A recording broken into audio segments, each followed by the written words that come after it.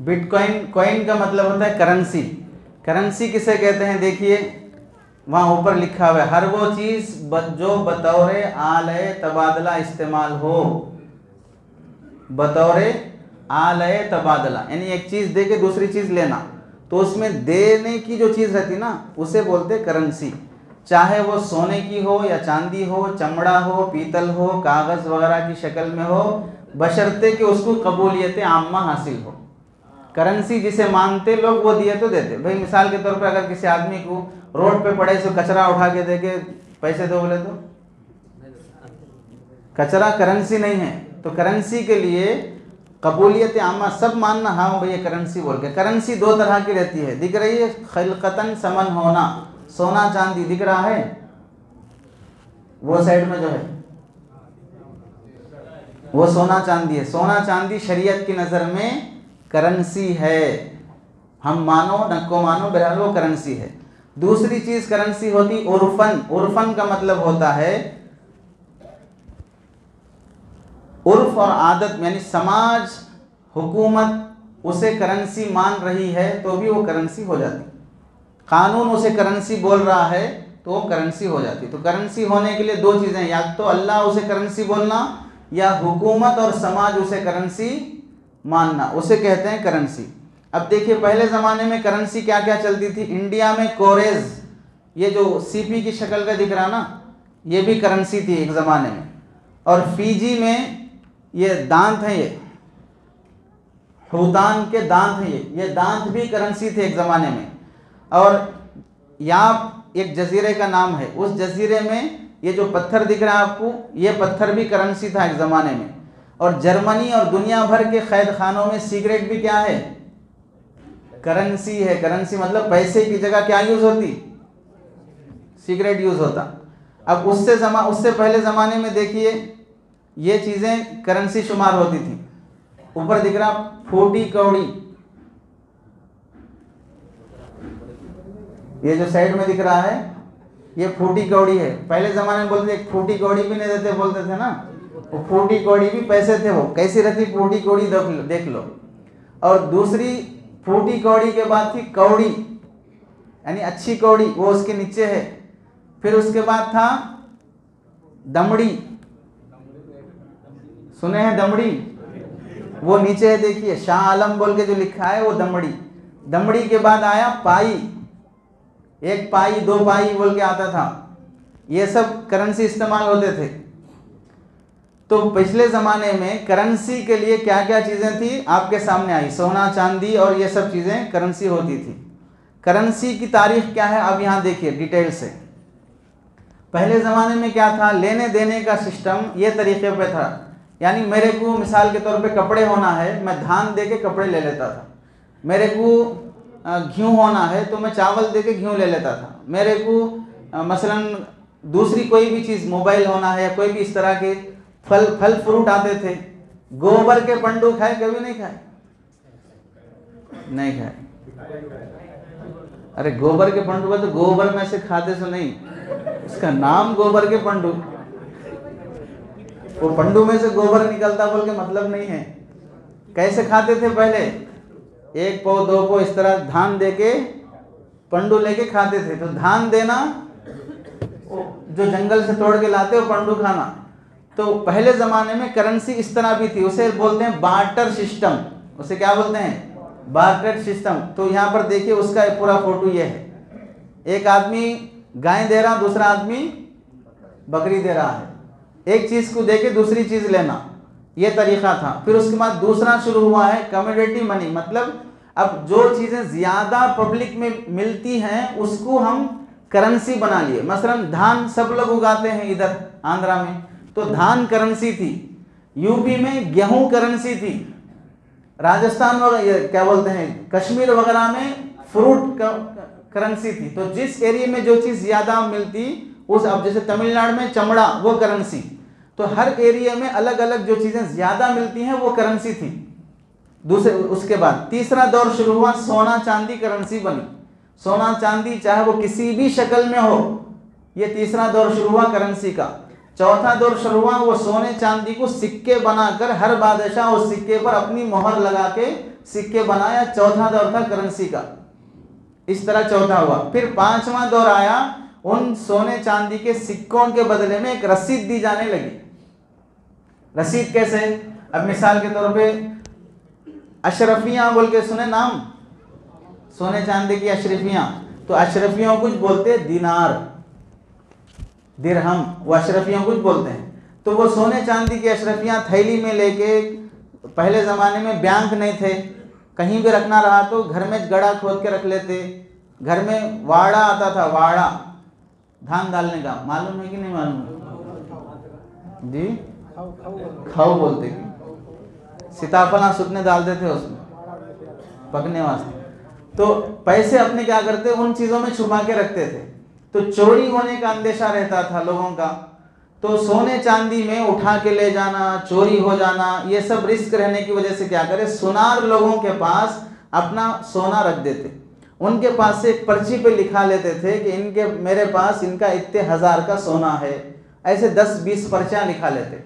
वो पर्ची को बोलते हैं सनद, रसीद। अब वो रसीद, अब पैसे देने के बजाय दूसरी दुकान पे जाके हम वो रसीद दे देते, अपना सामान ला लेते। मतलब क्या रहता, ये रसीद ले जाके तुम वो सुनार को दिए तो तुम्हारे को सोना वहां से मिल जाता। रसीद का सिस्टम शुरू हुआ पांचवें दौर। उसके बाद छठा दौर शुरू हुआ। वो रसीद के पीछे हुकूमत भी क्या करने लगी, उस रसीद को पैसा मानना शुरू की। पहले लोग लेना देना शुरू कर लिया वैसा, बाद में फिर हुकूमत भी क्या की है, उस रसीद को पैसे की हैसियत देना शुरू की। क्या लिखा, सोने की हिमायत याफ्ता करेंसी। मतलब अब उस करेंसी, उस रसीद के पीछे इतना सोना सुनारों के पास या उतना सोना हुकूमत के पास है, ये मतलब रहता। ये दौर शुरू हुआ रसीद का। उसके बाद फिर क्या हुआ, अब वो जो रसीद थी, हुकूमत उस रसीद की जगह पर मुस्तकिल पैसे की शक्ल बना के 1 रुपया, 2 रुपया, 10 रुपया, 50 रुपया, 100 रुपये, 1000, 2000 नोट की शक्ल में छापना शुरू कर दी। हर मुल्क अपने अपने नोट छापना शुरू किया। उसका मतलब ये रहता कि भाई जितने नोट हम इंडिया में छाप रहे हैं, उतना सोना इंडिया के खजाने में रखा हुआ है, आरबीआई के पास रखा हुआ है, ये मतलब रहता। लेकिन आते आते एक दौर कैसा आया कि अब इंडिया के पास सोना है ही नहीं, अब खाली गाय का पेशाब है, पवित्र चीज। अब सोना होना कुछ भी नहीं है। अब वो पैसे, अब उसके पीछे सोना नहीं है, कितने पैसे चाहे छापते रहो। बैंक में पीछे पैसे सोना नहीं रहना, खाली नोट छापते रहना, उसे कहते हैं फिएट मनी। उसे क्या कहते हैं, फिएट करेंसी बोलते हैं उसको। तो अब इंडिया की जो करेंसी है, इसमें जितने नोट छपे हैं, उसका मतलब नहीं कि इतने करोड़ रुपए जो छप रहे हैं उतने करोड़ का सोना इंडिया के खजाने में है, ये मतलब नहीं है। अब करेंसी छप रही है बस, तो इसे क्या कहते हैं, फिएट करेंसी कहते हैं। ये है वो जो अब चल रही है, हम लोग जो यूज कर रहे हैं। उसके बाद कागज के बाद दूसरा दौर शुरू हुआ किसका, कार्ड्स का। ATM card, credit card, Bajaj card, charge card, ये जो कार्ड शुरू हुए हैं, कार्ड के जरिए से भी हम क्या करते हैं, मनी ट्रांसैक्शन करते हैं, करते नहीं करते हैं। अब कार्ड भी गोया के पैसे की एक हैसियत में हो गया है। अब उसके बाद दूसरा दौर शुरू हुआ इलेक्ट्रॉनिक करेंसी का। कैसे, गूगल पे, फोन पे, ऑनलाइन ट्रांसैक्शन, ये सब क्या है, इलेक्ट्रॉनिक करेंसी है। मतलब यहाँ से आप दबाए, वहाँ उतने नंबर दिखा देता है उसके फोन में, मतलब इतने पैसे मेरे को आ गए बोल के, ये है इलेक्ट्रॉनिक करेंसी। अब आखिरी दौर जो इसके बारे में हमको बोलना है वो है करप्टिव करेंसी। ये क्या है, क्रिप्टो करेंसी। ये है असल नाम क्रिप्टो करेंसी। इसकी कई किस्में हैं, उसमें से एक किस्म है बिटकॉइन। उसमें से किस्म क्या है, ये हो गया करेंसी का सफर पूरा। अब इसमें देखिए, ये जो इंटू मार के है, ये 4 अब करेंसी नहीं चलते अब दुनिया में। अब कौन से चल रहे हैं, बाकी 4 चल रहे हैं। फिएट करेंसी चल रही, कार्ड्स चल रहे, डिजिटल करेंसी चल रही, इलेक्ट्रॉनिक करेंसी और करप्टिव करेंसी चल रही है। ये 4 चल रहे हैं। इन 4 में से 2 फिजिकल करेंसी हैं और 2 डिजिटल करेंसी हैं। देखिए, 2 फिजिकल हैं, 2 फिजिकल। और डिजिटल का मतलब क्या होता, फिजिकल का मतलब जैसे अब ये बोतल में हाथ में लिया तो ये छू ना पाया गया। अब मैं इसे चख सकता हूँ, इसका पानी कैसे है, तो चखना पाया गया, दिख रहा है मेरे को। तो ये होता फिजिकल, जो आदमी को महसूस होना। डिजिटल होता है आप वो करेंसी को हाथ नहीं लगा सकते, चख नहीं सकते, उसे पकड़ नहीं सकते, वो होता है डिजिटल करेंसी। अब जैसे आप ऑनलाइन ट्रांसलेशन करें, भाई 100 रुपये मेरे को भेजो बोले, वो 100 रुपये हवा में उड़ के आते दिखता क्या मेरे को? आपके फ़ोन से मेरे फ़ोन में नहीं दिखता मेरे, मैं वो 100 रुपये को पकड़ नहीं सकता हूँ। इसे कहते हैं डिजिटल करेंसी। तो 4 करेंसियाँ इस वक्त चलती हैं दुनिया में, 2 फिजिकल हैं, 2 डिजिटल हैं। उसमें से 3 ठीक हैं। कौन से? कागज़ भी, कार्ड भी और इलेक्ट्रॉनिक करेंसी, ये 3 भी ठीक हैं। मसला है किसका? करप्टिव का, करप्टिव करेंसी का मसला है।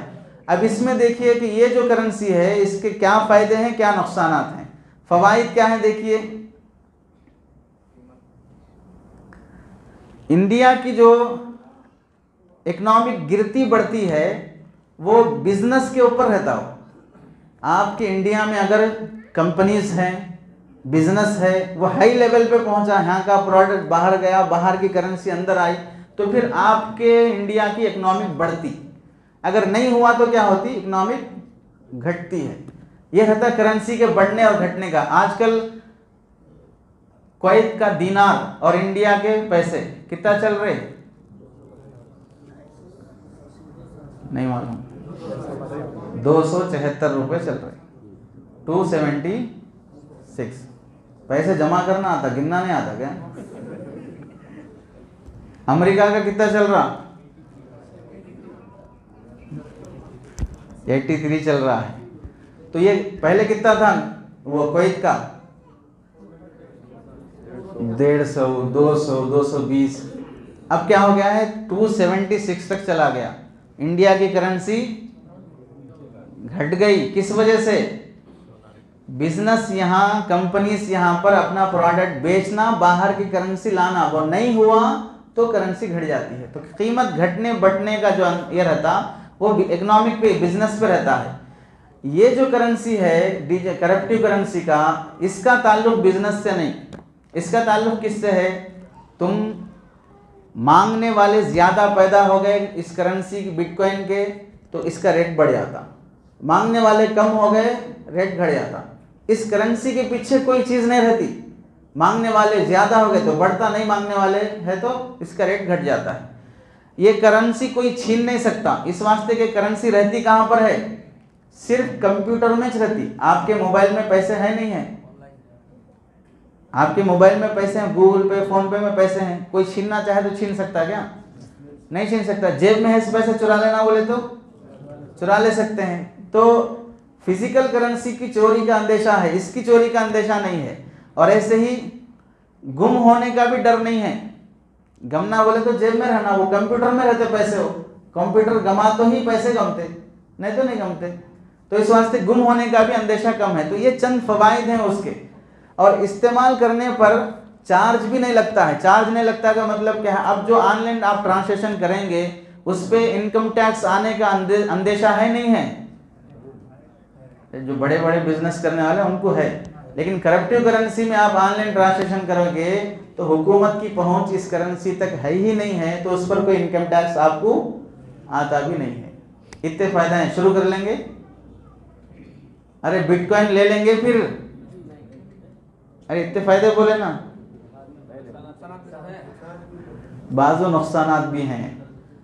ऐसे जब लोन लेने जाते ना तो वो लोन दिलाने वाला इतने फायदे बोलता ना, तो उससे पूछना जरा नुकसानात भी बोलो बोल के। यहाँ जैसे पूछ रहे ना, लोन मिल रहा बोल के, फ्री में लोन मिल रहा बोल के, फोन करते ही गर्लफ्रेंड ले लेते ना लोन। तो यहाँ भी पूछना लोन लेने के बाद कितना अंदर घुसते हम, कितना अंदर अटक जाते बोल के। फ्री में मिल रहा वो लोन बोल के, फ्री में क्या बोलते हैं वो EMI पे गाड़ी आ जा रही, वो इतना जमीन रख के लोन ले लेते बोल के। कितना लेना पड़ता, कितना फिर डबल देना पड़ता, वो भी पूछ लेना उससे। नुकसानात क्या क्या हैं देखिए। इस करेंसी को हुकूमत करेंसी मानती नहीं।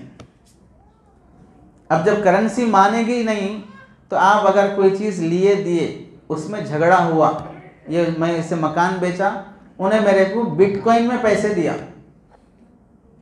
अब वो बिटकॉइन में पैसे मेरे को मेरे लैपटॉप में नहीं दिखा रहा। जैसे आप फोन पे करें अपने फ़ोन से दूसरे के फ़ोन को, तो मैसेज आता नहीं आता सामने वाले, आने से पहले आप निकले तो उन्हें क्या करता,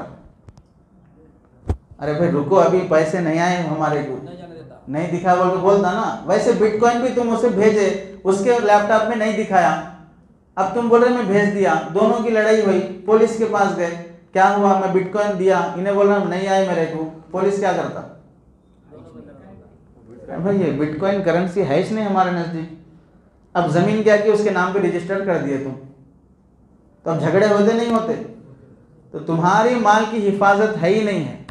तीसरी बात, ये जो लैपटॉप है, ये हमारे लैपटॉप जो है ना, ये लैपटॉप से बिटकॉइन नहीं बनता, इसे पावरफुल लैपटॉप होना पड़ता, और उसका जो हिसाब किताब का मामला है, वो हिसाबात हल करने के बाद 10 मिनट में एक बिटकॉइन बनती।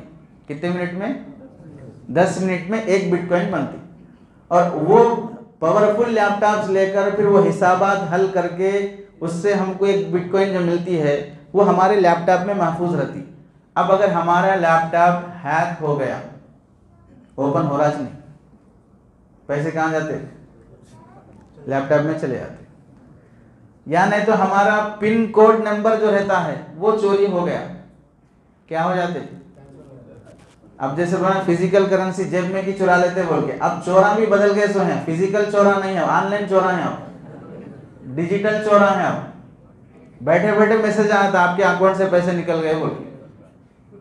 परसों हमारे मदरसे में हुआ, एक मौलाना साहब के लिंक भेजे, कुछ किताबें मंगाना था, आपके 9 रुपये आना है, आप वो लिंक को क्लिक करके 9 रुपये भेजो बोले।